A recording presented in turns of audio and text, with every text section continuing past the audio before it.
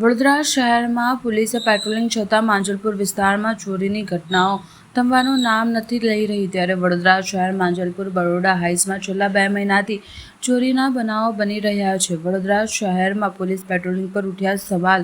વડોદરા શહેરમાં અવારનવાર વિવિધ વિસ્તારોમાં ચોરીના બનાવો બનતા હોય છે અને પોલીસ પેટ્રોલિંગ પર સવાલો ઊભા થતા હોય છે ત્યારે વડોદરા શહેર માંજલપુર વિસ્તારમાં આવેલ બરોડા હાઇટ્સમાં છેલ્લા 2 મહિનાથી ચોરીના બનાવો બનવા પામ્યા છે ત્યારે હવે ચોરોએ LIG અને MIGના ટાવરમાં સેફટી સાધનો ચોરી થવાની ફરિયાદ સામે આવી છે ત્યારે પ્રધાનમંત્રી આવાસ યોજનામાં જો ચોરોના બનાવો બનતા હોય તો સામાન્ય નાગરિકોની સુરક્ષા પર ઉઠ્યા સવાલ। LIG અને MIGના સ્થાનિક લોકોએ અનેક વખત માંજલપુર પોલીસને જાણ કરી છતાંય કોઈ પ્રકારની સુરક્ષા વધારો કરવામાં આવી નથી।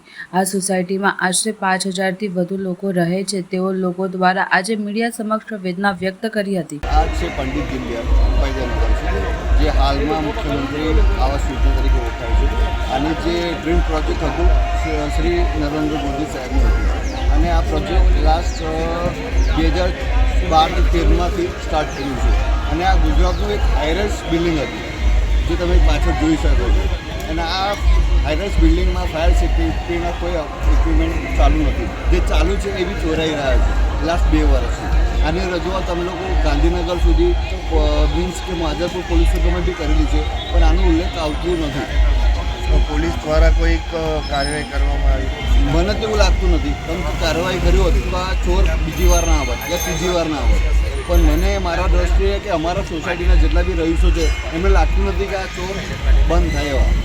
આ દિવસોમાં બી આવે છે બપોરે આવે છે। પ્રૂફ શું આપેલા છે પોલીસ સ્ટેશન? એના ફૂટેજ CCTV ફૂટેજ બી આપેલા છે, એના ફોટા આપેલા છે, એના ગાડી નંબર આપેલા છે, બધું આપેલું છે તો બી એને કંઈ નિકાલ કરીને આવતું નથી। બીજી શું સમસ્યા છે?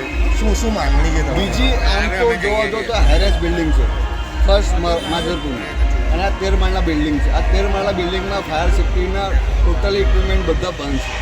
જે હાલની કન્ડિશનમાં બધું કહેવાય ને રમણ ભમણ ચાલી રહ્યું છે। આજે કંઈ આગ લાગે તો અમારે જવાનું પણ નહીં પાય। પહેલાં તો પ્રશાસન કે VMC-વાળા પાસે જવાનું કે હાઉસિંગ બોર્ડ પાસે જવાનું અમારે એ જ કન્ફ્યુઝન છે। હાઉસિંગ બોર્ડમાં બી તો બી કંઈ એનું રજૂઆત આવતું નથી। હવે મેઇન કોઈને અમને સંકલન કર્યું તો ખબર જ નહીં પડે। તો હાઉસિંગમાં તમે કોઈ જાણ કરી? હાઉસિંગમાં લાસ્ટ 4 વર્ષથી અમે લોકો રજૂઆત કરી રહ્યા છે એ ખાલી ફાયર સેફ્ટી NOC આપતા બી નથી અને જે કામ કરાવે છે એના જે અમારું ફંડ છે 4.5 કરોડ એ ફંડમાંથી પૈસા માઇનસ કરી રહ્યા છે એનો બી અમને કંઈ હિસાબ આપતો નથી। શું નામ તમારું? રાહુલ ભોસલે।